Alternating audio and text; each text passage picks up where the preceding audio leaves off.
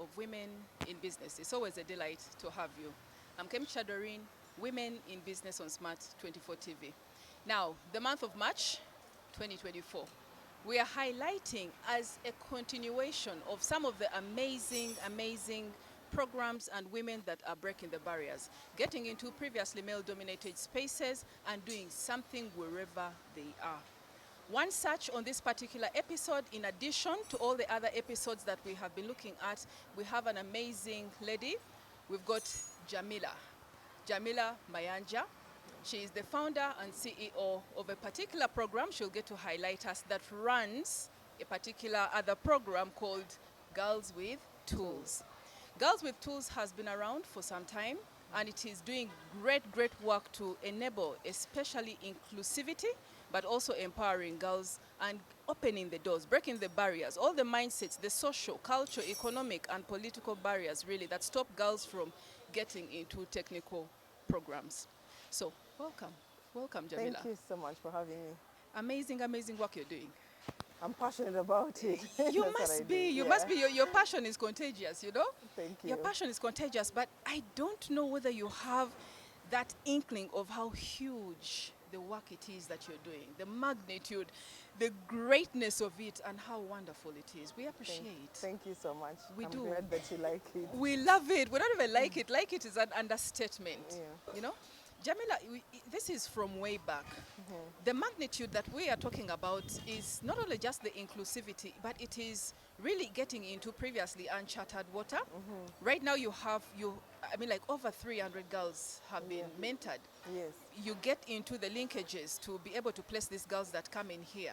Yeah. You get to have all the different engagements with their caregivers and talk to them and really encourage more and more other girls to come in. Yeah. You're also with the team at the front of making sure that some of these people that have been previously looking on helplessly within, the communities are brought on board, sensitized, and also allowed to go back and bring in more girls to come in from their own families, but also from the community. Yeah.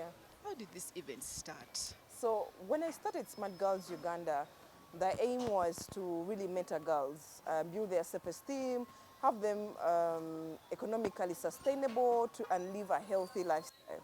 So we first started with mentorships within schools, and I loved going within schools, telling girls about career guidance, but there were so many organizations that were feeding in school students and in school girls. So I pulled out and decided to start another program within Smart Girls that I used to call the J Mobile Laundry Business. So the business back then, that was around 2015, I was getting girls, former sex workers within the slum areas of Kawempe and Maganjo, getting them some time. It really like how sometime was it? How sometime? 6 months, 1 year? It worked for 1 year from like 2014, 2015. Like it really grew so fast to the extent that's how I was picked by the US Embassy to go for the Mandela Washington Fellowship in the US. So coming back though, the girls, it was failing.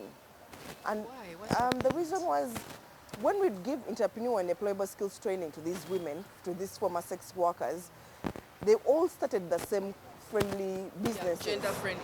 Yeah. Yes. So they would all start market stalls, they would start food vending, they would start small like tailoring businesses.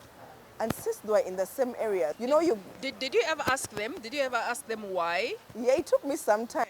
I thought maybe they just didn't want it, or maybe the money was so little they were getting from the laundry business. But later on, I went to find out, and they told me, Madam, in the sex work, you get more, much more thrice and bigger. And when someone steals your client, instead of fighting with my fellow, you go to the next. Yes, I would rather go back. Here we are sharing a person who's giving us some money.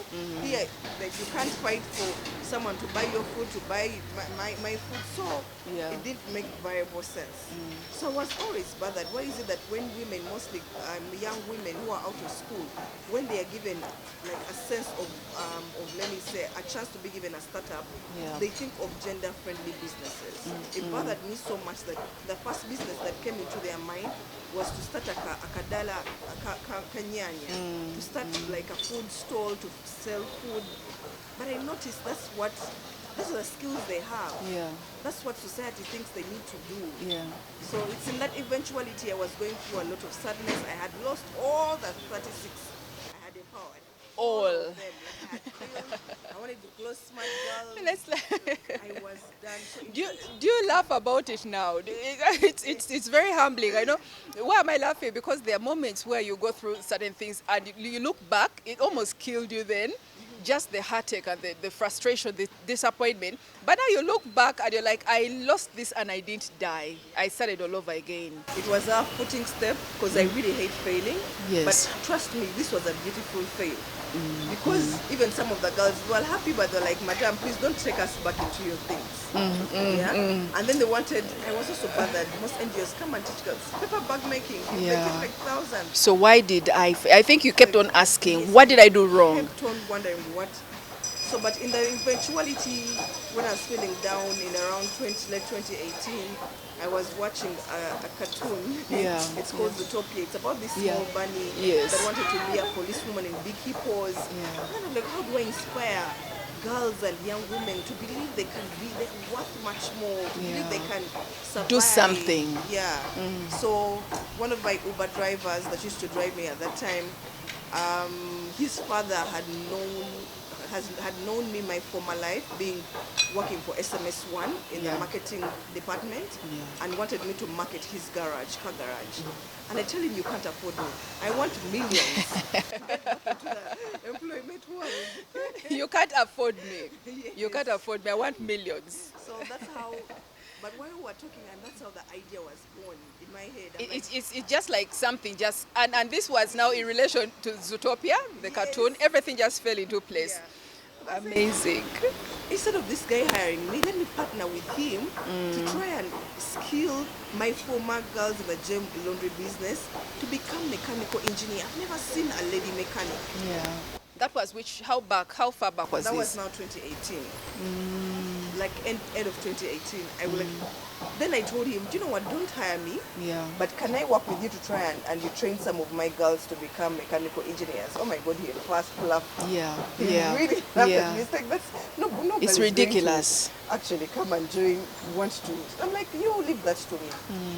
So we came and I called 5 of my girls at that time in 2018. These were girls from the first batch? Yes.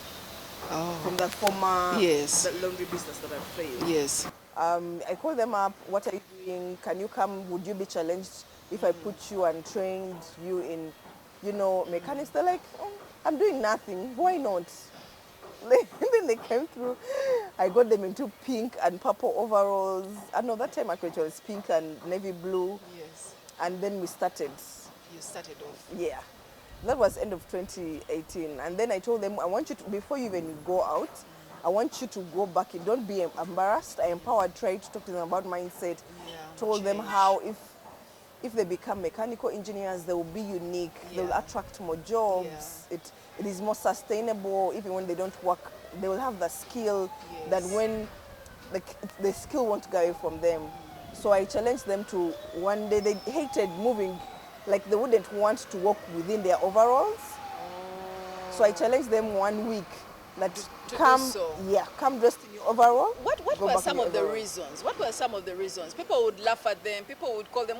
When you asked them, what were some of the reasons that they specifically said? What words were used? Sometimes you have to capture that emotion. Yes. What oh words my God, were right. used? It's like you were there. Yes. When they used to call them KCCA road sweepers or Chitezi garbage collectors. That's what they thought they were. Yes. But for me, I told them to use that as a positive conversation to educate the people who are calling them those names, and some of them were surprised. I remember one who was we used to call her Mama Hakim, because she had her son was Hakim. So Mama Hakim really loved. He challenged the border guys whenever they would laugh. Go call her bichi. They're like, then so makanika. So whenever she told me it was exciting when they find out. They want to know. They want to come and find out. Yeah. They want to see, and then they want to give you Yes. So when I gave them we give them that empowerment And the to mindset engage into change. dialogue, not to be annoyed about the words being thrown at them, Yeah. but to educate. It become more To use it exciting. as a stepping stone. Yeah, and they did use it as a stepping stone. So from Zootopia, straight into another garage owner giving you an opportunity that, and you really turned down and said you can't manage my fee. But however, I would want to do. This is how literally Girls with Tools Yeah. was birthed. Yeah, that's when the program, the Girls with Tools, Fell into was born. place. Yeah. I'm just thinking about I'm thinking about stepping in the boots of many girls that have walked through these gates. You know, stepping into the boots. It is not as it's not as easy as we think it is. You Yeah. know, because one of the some of them, for example, in 2012, they were saying the gender, yes, the gender index. They were talking about how all this, for every 100 boys that get into a technical training, they're only around 25. That was 2012. Yeah. Now we've seen an increase, and by 2021, 2022, 2023, you've got like for every 18,000, you have at least 5,000 girls. Yeah. But it needs to really up and up. But then you also have quite a number of them that have dropped out. And they cannot really tell you all the different wars that they have to fight from back home, and then walking from there up to here in their overalls, and all the gendered notions and all this. How do you get into the, demystifying and breaking those gendered particular roles, especially with their mindsets? Do you do it from the get-go when they enter, when Yeah, they get in here? We do it from the get-go because already we are having them skilled in male-dominated skills. They already come back with a mindset from their communities. Girls are not supposed to do these skills.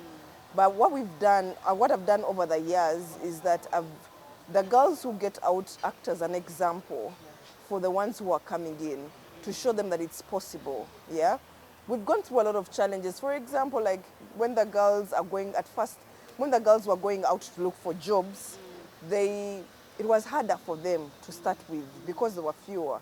So they would walk solo. So we told them, work in a group. You can support each other. When they challenge you there in a garage, you can't, you're a girl, you can't do these things. Yeah. As a team, you can defend yourselves, you can show them off. So now give me this. Exactly. Yes. Then we had also a challenge. Some of the men in their lives would actually fight us, would pull them out of the program. So we started involving the men in their lives. What was the reason for doing that? The reason was that you're trying to teach our girls to beat us up because you're giving them like hands-on tools, because we go ahead to teach them self-defense classes because they're in a male-dominated role, so they need to know how to protect themselves. Yeah, to protect themselves. So some of those things used to bother them, and they didn't know we are those things, the traditional, yes, but the also unknown. I know. Because it's so new territory. You don't know sometimes what is going to trigger off something. And sometimes some of these negative responses to this is maybe a friend, or within your community, a neighbor or a friend telling you what? Your woman is going to turn into a man slowly by slowly. Exactly. Yes, in the way they are, she's going to start challenging you. And sometimes it may be jokingly said, but these things actually enter their ears. In your head, yes. Yeah, they do. So we do a lot of mindset change in the beginning. We let them adventure. Like now we started with mechanical engineering. Now we have electrical engineering, plumbing, welding, carpentry. So we let them the first month when they come in each year to first go and move around and see what works. But also the alumni do a very huge job because they're already working. They've tested the market. Yes. So they come back to always give them mindset change.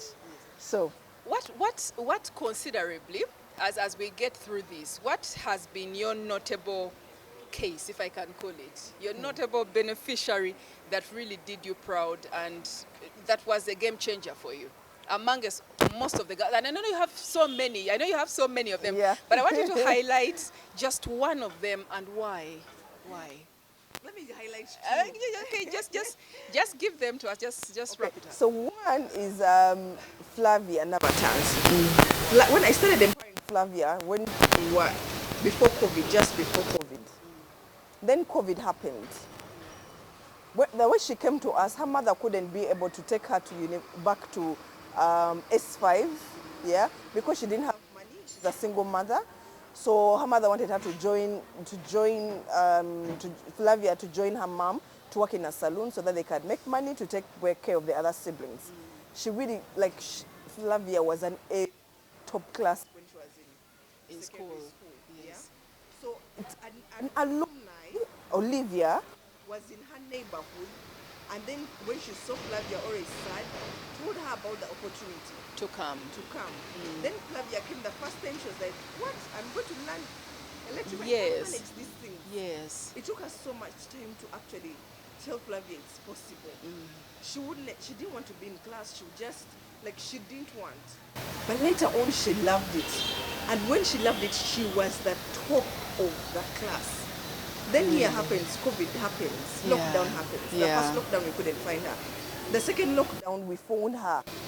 And then we told her, because now, because of COVID, her mother now was convincing her to join the what? The salon. So after the second, we were like, Flavia, please come back. We are back. Flavia came back. She got skilled. She graduated in 2022. Now she's officially hired at Matrak, working in Hoima.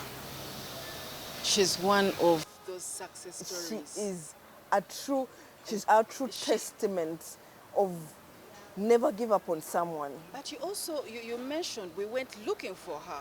You did door to door for this? Yes, we did. From the very beginning or yes. even till now? Even no, like mostly COVID, because COVID really It this disrupted month, everything. yes, yeah. Yes. Mostly COVID, we did a lot going back door to door, yeah, to try and look for the girls what we had started with just before the first lockdown, yeah.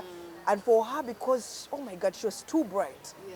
She was very creative. Whenever she would get into her house, she's like, "This is the problem. We have to do da da da da da da da." Really? And she was very clean, very organized. She organized her fellow girls. She was a true leader. True leader. Very bright, like very bright. Yeah. We were not surprised when we took her for internship in Matrak that Matrak maintained her. And she has opened That was the door. mechanical engineering. No, that's now electrical engineer. Electrical. Yeah. And now Yes. she's opened doors for other people in entry to Matrak because she represented well. She Yes. showcased the true values we put in these girls. Yes. So Matrak was very happy, and they let us bring more girls. They've given internship, and now they hope to retain. Do you look for the placements? You look Yes, for the we try. placements? We have a full in Smart Girls, Beyond Girls with Tools. We also have a business girl magic arm that works to look for companies that we partner that can take some of our girls for internship and for placement. Yeah. But also here at our skills center, we Yeah. also act as a business hub for those ones who don't want to get into employment but want to have startups. So is it almost like holding their hand from the get-go? Because at first you mentioned something about work in a gang. Yes, work in a gang, go and look for the jobs. Yes, Yeah. we're done. And I imagined, okay, fine. This is mostly like a haven when they come in here. They're in a very supportive environment. Yeah. They have their friends, same gender. They are able to come out and have that particular blossom of I am unique. And these particular gendered roles won't fight me. But I was wondering, how scary is it for these girls to get out there every now and then? Yes, I could be pathetic right now, I don't know.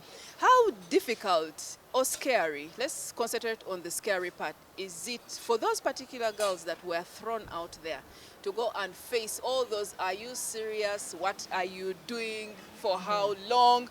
Okay, can you try this? You Yeah. don't know this one, or you've not done it 200%. I can imagine what they went through. But when you hold their hand and actually take them through the placements, oh, it must be much better. It is much better. It is much better. But it's exactly, we learned from that Yeah. exact things that we noticed, just letting them, I don't want to be like, because the Girls with You is like a vocational school, yeah, Yes, for yes. girls. I didn't want to be like any usual vocational school. We've trained Yeah. you by, Yeah, trained you yes. by. Yes. I really wanted to make sure I create a sustainability for them. Yeah. Already when they're skilling, they're in a safe space. I wanted to take away this, even when they leave, they're still affiliated to us. They're Yes. always forever smart girls, they're ever girls with tools, yeah? So on top of helping them, connect them to our partner organizations that we've gotten, we also work with them on our skills center. Like mostly the girls in mechanics or the ones nearby, we literally have a tools library Yeah. that was funded by Aga Khan Foundation, that if they go out there and they do not have tools to use when they get a job as a self-employment, they come and borrow the tools from here. So They're not scared to get into the job market. This has literally been a learning process. Yes, it has been like a learning process from just Zootopia. Yes. I think that will never get out of my mind. But it also shows you the different aspects that are just there to be grabbed, to be seized, all these wonderful things. From just the idea itself to getting your first batch, to being disrupted by COVID, to doing the door-to-door to reach out to these particular girls, to getting them back on board, and then you have placements to areas and retentions, such as with Mantrack. Yeah. We've also had, for example, and as you spoke, I remembered a couple of girls that I've met on some of the projects that I've worked with under Energy, and I remember particular girls coming up, but you have to develop like a second skin, right? Because this is field work. Yeah. It's hot. In some of these areas, it's pretty hot. And then you have these gangs. And whereas, yes, all the gender policies are there, and there's maybe a sociologist to help you through and make sure that this is periodically and regularly drummed into the fellows who are working. At the end of the day, when they get out onto that track and get out onto these particular points, Yeah. she must be able to stand up. Yeah. She must be able to say, you know what, I can have do not this. climbed this pole. Yeah. Yes, I have not, I'm part, I need to get into this area and really fight for her rights. Yeah. How do you teach them on the negotiation aspect? We do, because the beauty about also the curriculum, the way it's designed, there is a lot of life skills, negotiation. We teach them, As a but we skill. also as a skill, yeah. But also we teach them these skills tend to change, and that's the introduction of the Girls in Tech program we have here, because with electrical engineering, even mechanical engineering, there's a lot of technology. There's electrical vehicles now. There's electrical motorbikes. Yeah. Different things are coming out every new day. So we tell them, as much as this is an introduction to this skill, when you go out to the fields, you may find other new things. What this skill gives you is that you're capable to actually ask, how can I do this? Teach me to do this. I can do this. I can actually add to this. You do not go there green and empty. Now you've been given the stamina and the zeal to position yourself in this industry. So for us, it has been amazing for the girls that are already in the field also come back as alumni to that give is- back and teach. Yes, Sorry. yes. To teach And motivate, inspire yes. the others. How many have done that so far? We have like 5 who have Like actually 5. done that, because we can't capture all of them. We need them to Yes. concentrate on their work. Yeah. And some, like Flavia, we've gone back to advance her, to increase her advancement of skilling to diploma and later to degree while she's learning. Yes. We have another amazing Yes, the lady, second one. Sharifa. Sharifa is also one. She's a single mother of 3. She came with no education, Whatsoever. no English. She learned the English here. She learned basic mathematics here. She learned Swahili here. She has grown from literally nothing to Motor care. right now. Motoke is nurturing her to be a specialized mechanic for Nissan cars. But it's not. It's maybe a mindset or getting out and engaging and being able to actually deliver as well.